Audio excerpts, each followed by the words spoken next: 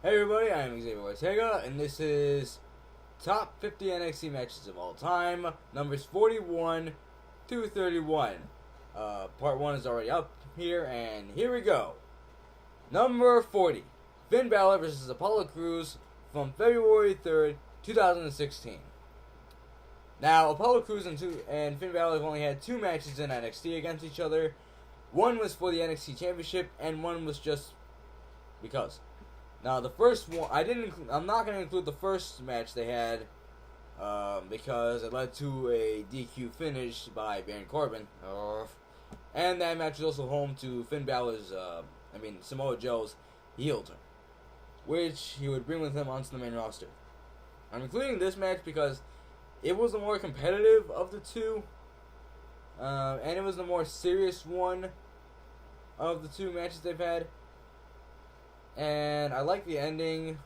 Finn Balor bringing the Bloody Sundays to NXT. And they thought that was good. And it even ended with an amazing moment where they extended their respect to each other, which I think is a good way to end a great match. Number 39, Ricochet vs. Velveteen Dream at NXT TakeOver Chicago 2. The most recent TakeOver match that happened. This one, along with Even though this show had a lot of great matches, Ricochet and Velveteen managed to put on a great match on a card that was actually filled with all great matches. I don't know if anybody noticed this, but Velveteen Dream was wearing Ricochet's Prince Puma's tights, and he was also dressed as Hulk Hogan, and while they were doing the face-to-face and the nose-to-nose thing, and they were looking at the crowd, I kind of noticed that Ricochet almost looked like The Rock. Let's see what they did there. Other than that, there was a lot of great offense. It told an amazing story. The King versus the Prince. It was an amazing match. Definitely deserves something to be on this list. Number 38, Neville versus RVD from June 26th, 2014. Rob Van Dam can just have a good match with anybody. If the booking is right, he can have a great match with anybody. And when he came to Full Sail for this on this day, he pulled off an amazing match with Neville. Even though RVD was past his prime at this point, he could still pull off a really great flippy match with Neville. The two went back and forth, counter after counter. It was just amazing. And even Tyler Breeze was on commentary. And he pretended like he didn't care who RVD was, which you're not supposed to do. Number 37, Seth Rollins vs. Jinder Mahal at August 29th, 2012. The finals for the inaugural NXT Championship. Seth Rollins was red hot at this point, and don't know why Jinder Mahal was in NXT. Somehow, he managed to get to the finals for the tournaments for the first ever NXT champion. I don't know how that happened. Either way, Seth Rollins became the first ever NXT champion. The match was alright, but this match is memorable because it was the first match for the crowning of the first ever NXT champion, Seth Rollins, who I think was the perfect man to be the NXT champion because of what he's been doing, what he did before he became champion. Number 36, Hideo Itami and Finn Balor versus The Ascension at NXT TakeOver or Evolution. Now, The Ascension had been going after Hideo Itami weeks before this, and on one NXT episode he said, "I'm tired of this, I'm bringing a friend," and that friend happened to be Finn Balor. Now, Finn Balor, this was his first time he brought the Demon King to the WWE, and the match was pretty good. The match was really good, and it was a great way to show what Finn Balor was all about. If people who weren't familiar with him in New Japan Pro, this was a great match.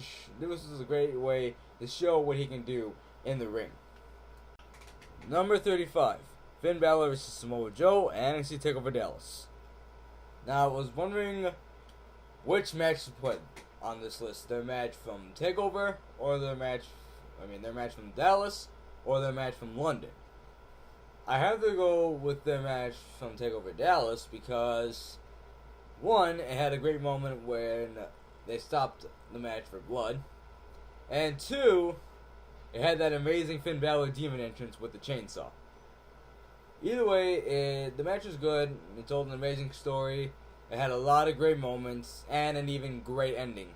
When Samoa Joe had Finn Balor in the Coquina Clutch, Finn Balor climbed up the top rope and pinned Samoa Joe in a great fashion. I think a great ending to a great match on a card that had a lot of great matches.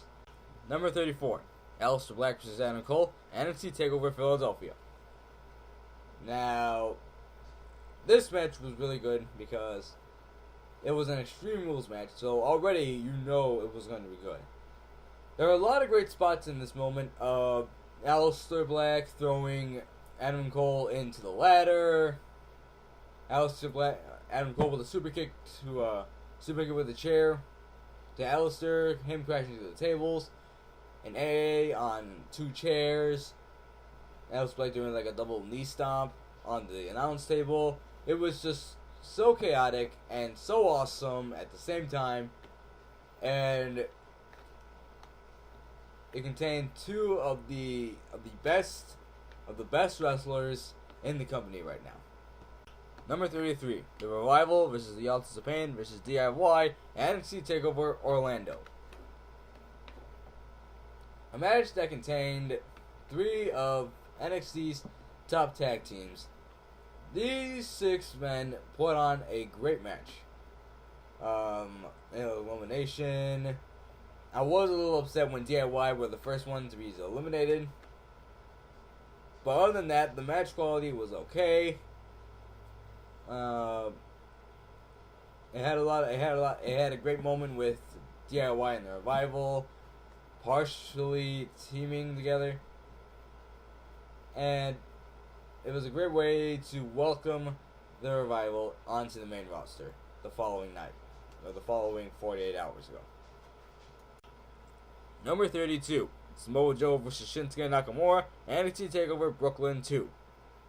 Now, Nakamura was on a roll, and following this match, he had a great match against Sami Zayn at NXT TakeOver Dallas. He had a great match at NXT against Austin Aries at NXT TakeOver The End. So he was on his way to becoming NXT champion. It had Shinsuke's great best entrance with the violin, and I just think that it was a great match. It was totally a great match. Everyone thought that Shinsuke wasn't going to beat Joe, but then he beat him and actually won the NXT Championship. It was a great way. It was a great way to end the match with Shinsuke winning the NXT Championship. A great ending for another great match. Number 31, Enzo and Cass versus Blake and Murphy and NXT TakeOver Unstoppable. Believe it or not, this is the first Enzo and Cass match that I ever saw. I was a fan of theirs in their time in NXT, and even though this match wasn't their night to win the NXT Tag Team Championships, I feel like this was their best match ever. Despite this and their match against the rival NXT TakeOver London, I think this match really put Enzo and Cass on the map because everybody was going for them. Blake and Murphy were the heel champions. It also ended with a great moment of Alexa Bliss turning heel and rolling through her memorable heel run on NXT and in the main roster. Everybody in this match looked amazing. Well, that's going to do it for this list. Join me tomorrow while I will count down number 30 through 21 for the top 50 NXT matches of all time. Like, comment, share, subscribe, and I will see you all on the next video.